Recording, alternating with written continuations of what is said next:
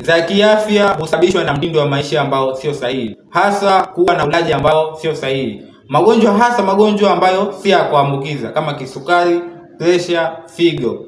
Chakula ambacho wewe unakula leo kinaweza kukusababishia wewe kulinda afya yako, pia kinaweza kusababisha wewe kubomoa afya yako.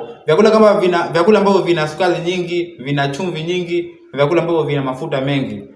Mfano vyakula hivi ni vyakula vya maandazi, chipsi, kuna vyakula vya soda, vinywaji ambavyo vina sukari nyingi na vyakula ambavyo vina chumvi nyingi. Hivi unavichukulia kawaida na utamu wa sasa hivi unaona ni utamu mzuri, ila unaendelea kuua ndani ya mwili wako kidogo kidogo. Usivichukulie kawaida hivi vyakula, unatakiwa uvipunguze. Tumia vyakula vya asili kama ambavyo vina nyuzi nyingi, na vyakula ambavyo vina nyuzi nyingi, vyakula vya matunda na vyakula ambavyo ni vya asili. Tumia kwa wingi hivi kwa ajili ya kulinda afya yako, kwani afya yako ya leo pia itakusaidia kwa kesho kuendesha shughuli zako kama kawaida. Follow hii account for more tips. Pia usahau kuisave video kwa ajili ya matumizi ya baadaye. Share kwa watu wengi zaidi wapate kujifunza kama wewe ulivyojifunza.